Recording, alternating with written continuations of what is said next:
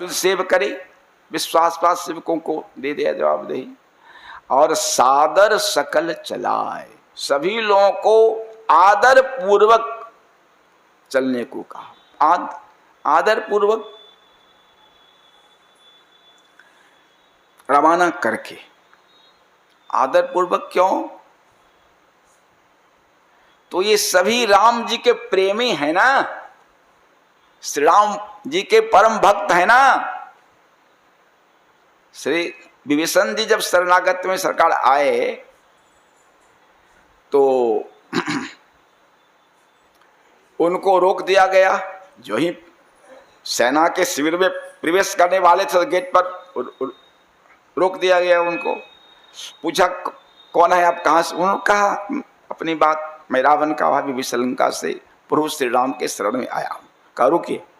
और जो गेट पर थे वो लोग गए, उनके राजा सुग्रीव जी हैं। सुग्रीव जी से कहा ऐसी ऐसी बात है, और सुग्रीव जी आए राम जी के पास। तो प्रभु ने पूछा क्या आपका क्या विचार है? उन्होंने देखिए सुग्रीव जी श्री राम जी के परम हितैषी परम मित्र है ना, उन्होंने बिल्कुल हित की, राम जी के हित की बात कही। सरकार ये अभी युद्ध का समय है, युद्ध के समय कोई राजा अपने मंत्री को निष्कासित करने की भूल नहीं कर सकता। राजा के जो मंत्री हैं वो तो सारा भेद जानते हैं राज्य का। उनके लिए शास्त्र में लिखा है, उनके लिए दो ही जगह, या तो फांसी का तख्ता या जेल की काली कोठरी। कोई राजा मंत्री को निकालने की भूल नहीं कर सकता। युद्ध के समय रावण को निकाल दिया कैसे? हमको पूरा शक है, पूरा शक है, विश्वास बात नहीं हो सकती। ठीक बात है, बोलने का सखा नहीं तो नहीं, बिल्कुल सही बात कहा आपने। लेकिन मैं अपने प्रण से लाचार हूं, मेरा प्रण है शरणागत भय का। अंत में प्रभु ने कह दिया उभय भांति ही आन हो। वह भांति माना या भेद लेने आया हो, या सही शरणागत बनकर आया हो, या साधु हृदय का हो, या दुष्ट हो। भगवान का ना जोपत हृदय से हुई। और तीसरी बात भगवान ने कहा या रावण हो या विभीषण जी हो।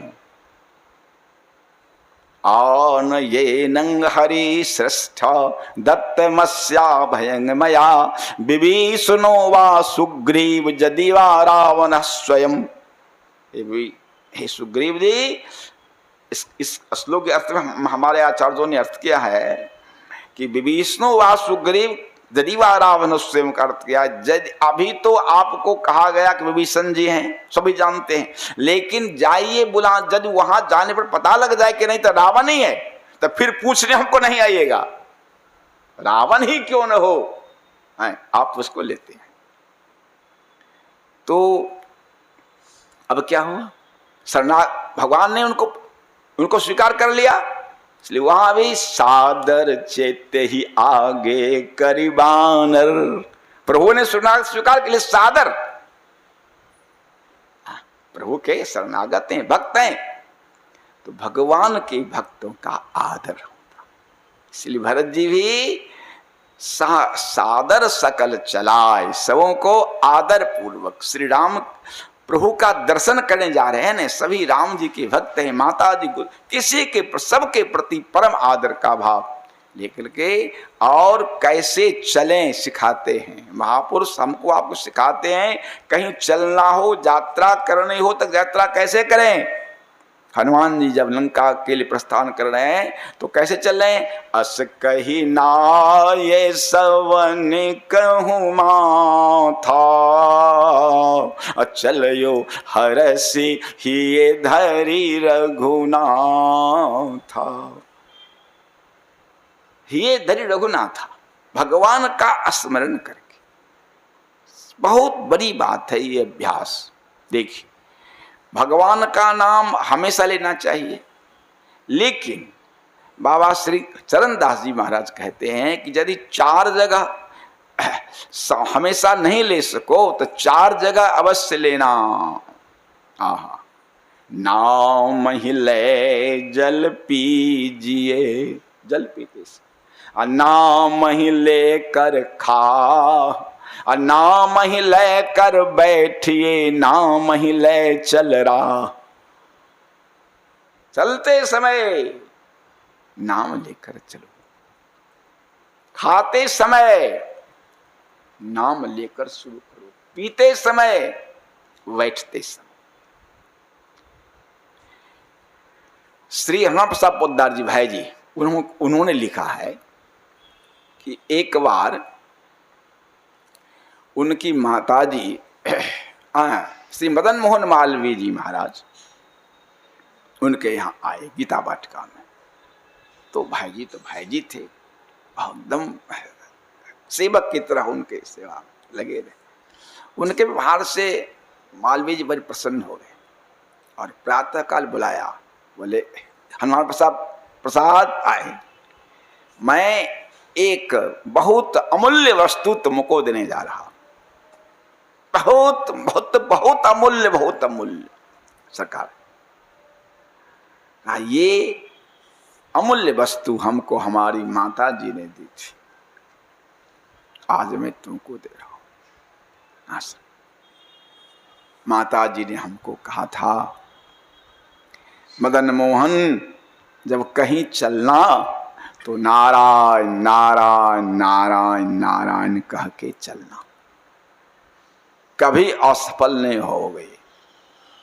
कहते हैं मैंने माँ के बात को धारण कर लिया, तब से लेके जब मैं नारायण नारायण कहकर चला, असफल नहीं हुआ। और अति जल्दीबाजी के चलते कभी भूल गया तो उसका परिणाम उल्टा हो गया। आज मैं तुमको दे रहा हूं, कहीं भी चलो चलते समय नारायण नारायण नारायण करके चलो। भाई जी ने लिखा है कि मैंने उसको स्वीकार कर लिया और उस दिन से हमारे पूरे परिवार का अभ्यास बन गया कि नारायण का। उन्होंने लिखा है कि हमारे घर के बच्चे सीख गए, जब भी कहीं चलने के लिए हम तैयार होते थे तो बच्चे नारायण नारायण नारायण नारायण करते थे। चलने समय का ये अमोघ मंत्र है। स्वामी श्री प्रेमानंद जी महाराज वो कहते हैं अपनी कथा में कि चलते समय 5 भक्त का नाम ले लो, कुछ यात्रा परम मंगलमय होगी। एक ही बात है भक्त भगवान से। तो यहां भी सुमिर राम सिय चरण तबा चले भरत दो भाई। कैसे चले? का सुमिर राम सिय चरण तबा। कैसे चले, कैसे चले? एक एक बात अपूर्व है भरत जी। और राम दरस बस सब नर नारी संपूर्ण रुद्ध्याग, जितने नर नारी उसमें हैं वो जनु करी करणी चले तकी भारी। देखिए कहते हैं धूप के जले 3 व्यक्ति को बहुत अधिक गर्मी लगती है, बहुत ज्यादा, और वो पानी में रहना ही पसंद करते हैं, अधिक से अधिक पानी। पहला है हाथी जी, हाथी को बहुत अधिक गर्मी लगती है तो वो पानी में रहना पसंद।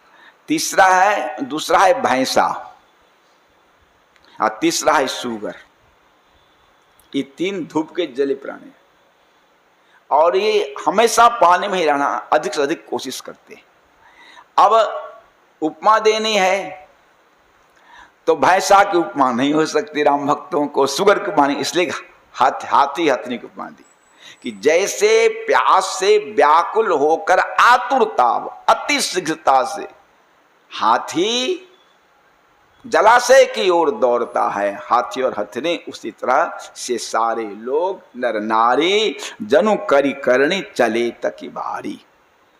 अब देखिए सेवा धर्म की सूक्ष्मता जो श्री भरत जी किसी के ध्यान में ये बात नहीं आई, लेकिन इतनी सूक्ष्म बात है भरत जी।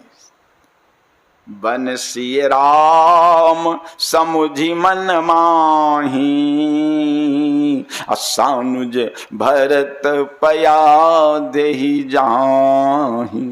हमारे प्रभु श्री सीताराम जी जंगल में राम लखन सिए बिनु पग पनहि, कर मुन वेश फिरहि बन बन। बिना सवारी के नंगे पांव हैं तो प्रभु सवारी का उपयोग नहीं करते, मैं कैसे सेवकों को उपयोग कर लूं? तो भरत जी पैदल चलने लगे। गांधारी जी अंधी नहीं थी ना, लेकिन जीवन भर पट्टी बांध कर रखे। क्यों? पति हमारे नेत्र के सुख का उपयोग नहीं कर रहे हैं, तो मैं उनकी पत्नी होकर कैसे नेत्र के सुख का उपयोग करूं? पतिव्रता का धर्म, जो सुख पति नहीं लेवे वो पत्नी कैसे ले? जीवन भर पट्टी बांधे। भरत जी भी जो सुख जो सुविधा सरकार को नहीं है, महिखन कुश साथरी डस, भगवान सोते हैं पृथ्वी पर, तो भरत जी कहां सोते हैं? का पृथ्वी पर तो समानता हो जाएगी ना? नहीं, महिखनी गड्ढा खोद कर कुछ साथरी पर, सरकार साथरी पर, तो ये भी साथरी पर। सरकार श्रीमद् भागवत में लिखा है कि 14 वर्ष भरत जी का आहार क्या था? राम जी फलाहार करते हैं तो भरत जी गोमूत्र जावक, गाय को जौ खिला दिया गया, उसके गोबर में जो जौ निकला उसको चून के गोमूत्र में पका करके 14 वर्ष गोमूत्र जावक श्री भरत जी लेते रहे। और उनके, अब समझिए कितना अल्प मात्रा होगा, उनके लेने के बाद जो बचे उनका शीत वो माता जी उनके धर्मपत्नी पांडवी जी। तो श्री राम हमारे प्रभु जब सवारी का उपयोग नहीं करते तब हम कैसे उपयोग करें? इसीलिए बनस्य राम सुबह मन माही, सांझ भरत प्यादे जाहि। लोग देख, सभी लोग भी उतर गए। भरत जी चलेंगे पैदल तो कौन चलेगा सवारी पर? देख सने लोग अनुरागे, उतर चले है गए रथ आगे। तब माता कौशल्या कहा कि पालकी वाले से कि भरत जी के पास हमको ले चलो। भरत जी के पास आई। देखिए मां कितनी, माता ने क्या कहा? माता यदि कहती कि भरत जी अरे पैदल चलोगे तो कष्ट, बहुत कष्ट होगा ना, तो भरत जी कभी भी सवारी पर नहीं चढ़ते। यदि माता कही होती कि कैसे चलोगे, इतनी लंबी यात्रा है, तुमको भारी कष्ट होगा, तो भरत जी सवारी पर नहीं चढ़ते। मां ने क्या कहा? तुमरे चलत चलहि सब लोगु, सकल सो कृष्ण महि जग नहीं मग जोगु। तुम्हारे चलने से, सवारी पर चढ़ने से सब चढ़ेगा, सब इतने शोकाकुल हैं कि पैदल चलने लायक कोई नहीं है। क्या भाव हुआ? भाव हुआ कि एक तुम पैदल चलो, सबको कष्ट होगा ना, तुम्हारे पैदल चलने से सबको कष्ट होगा। तो महापुरुष कौन है? अपने दुख की, अपने कष्ट की चिंता नहीं करते, लेकिन दूसरों के कष्ट की चिंता करते हैं। हम नहीं चढ़ेंगे तो सबको कष्ट होगा। अब सबको कष्ट देना, अपना सुख ही नहीं दूसरे के दुख का विचार करना चाहिए ना। तो दूसरों को कष्ट नहीं हो, इसीलिए भरत जी ने सवारी का उपयोग किया। कब तक, कहां तक? जहां तक प्रभु श्री राम सवारी से गए थे, श्रृंगवेरपुर तक भरत जी भी सवारी का उपयोग। श्रृंगवेरपुर के बाद फिर समस्या आती, सबको पहले भेज दिया। अब दोनों भाई पाछे पाछे जा रहे हैं। तो यही है एक एक बात भरत जी का, इतनी विलक्षण है, इतनी विलक्षण है। और तमसा प्रथम दिवस भय वासु, दोसर गोमती तीर निभा, पै आहार फल असन एक निशि भोजन एक लोक, करत राम हित निमृत पढ़े भूषण, सारे सुविधा को त्याग। तीर्थ यात्रा कैसी करनी चाहिए, इस शिक्षा हमारे आपके लिए भरत जी ने आदर्श दिखाया है। इसके चर्चा भरपूर से अब कल करेंगे। सीताराम सीताराम सीताराम सीताराम सीताराम सीताराम सीताराम सीताराम राम राधे श्याम राधे श्याम राधे श्याम राधे श्याम राधे श्याम राधे श्याम राधे श्याम राधे श्याम सीताराम सीताराम सीताराम सीताराम सीताराम सीताराम सीताराम सीताराम राम राधे श्याम राधे श्याम राधे